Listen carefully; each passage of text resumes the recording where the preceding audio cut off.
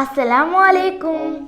അപ്പോൾ നമ്മൾ ഇന്നലെ ഇട്ട വീഡിയോ എല്ലാവരും കണ്ടിരിക്കുന്നു എന്ന് വിചാരിക്കുന്നു. അപ്പോൾ ഇന്ന് നമ്മൾ റമദാൻ തുടങ്ങിയിട്ടുണ്ട്. അപ്പോൾ എല്ലാവരും നോമ്പ് എടുത്തിട്ടുണ്ടെന്ന് ഞാൻ വിചാരിക്കുന്നു. അപ്പോൾ ഈ നോമ്പ് നമ്മൾ ഇസ്ലാമിക്, അതായത് അറബിക് കലണ്ടറിലെ 9th മന്താണ്. അത് വളരെ ശ്രേഷ്ഠമായൊരു മന്താണ്. ഇതൊന്നും ഓൾറെഡി ഇന്നലെ പറഞ്ഞിരുന്നു. പിന്നെ അത് ശ്രേഷ്ഠമാകുമ്പോൾ അതിൽ ഇങ്ങനെ കുറച്ച് നല്ല ഇമ്പോർട്ടൻ്റ് ആയിട്ടുള്ള സാധനങ്ങളൊക്കെ ആ മന്തിൽ നടന്നിരിക്കണേ. അപ്പോൾ ഞാൻ പറഞ്ഞുതരട്ടെ എന്തൊക്കെയാണെന്ന്.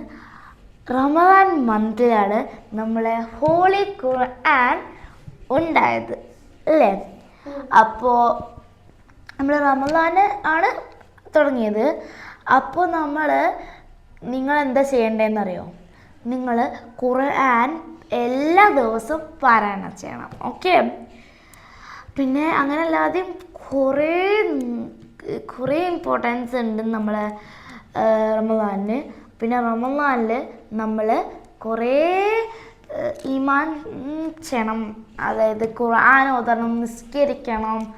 പിന്നെ നോൽമ്പ് നോക്കുമ്പോൾ നമ്മൾ ഫാമിലി ആയിട്ട് നോൽമ്പ് നോൽക്കണം. പിന്നെ ഖുർആനിൽ നിങ്ങൾ ഖുർആൻ ഫുള്ള് ഓതി നോക്ക്, അള്ളാഹു നമ്മളെ പാപങ്ങളൊക്കെ പുറത്ത് തരുന്നുണ്ടാവും. അപ്പോൾ നമ്മൾ സൂറത്തുൽ ഫാത്തിഹ മുതൽ ലാസ്റ്റത്തെ സൂറത്ത് വരെ ഓതിയിട്ടുണ്ടെങ്കിലോ, ഖുർആൻ ഉണ്ടായ മന്തിൽ നമ്മൾ ഖുർആൻ ഫസ്റ്റ് ഇറങ്ങിയ ആ മന്തിൽ നമ്മൾ ഖുർആൻ ഫുള്ള് ഓതി തീർത്തു. ഹൈറ്.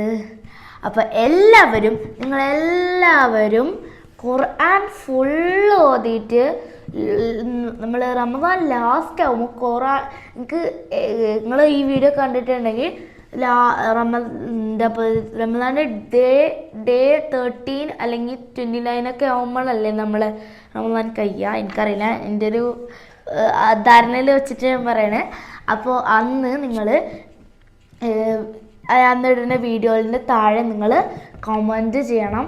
നിങ്ങൾ ഖുർആൻ ഫുൾ ഓതിയിട്ടില്ലെങ്കിൽ എത്രാമത്തെ ആയത്ത് വരെ അല്ലെങ്കിൽ സൂറത്ത് വരെയാണ് നിങ്ങൾ ഓതിയെന്ന് അയക്കൂലേ? ഇനി ഞാൻ കുറച്ച് ചോദ്യം ചോദിക്കാം. റമദാന് നമ്മൾ ഇസ്ലാമിക് കലണ്ടറിലെ എത്രാമത്തെ മന്താണ്?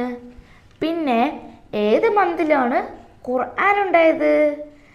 ഈ 2 ചോദ്യങ്ങളുടെ ഉത്തരം നിങ്ങൾ കമൻറ്റ് ബോക്സിൽ എഴുതിയാൽ മതി കേട്ടോ.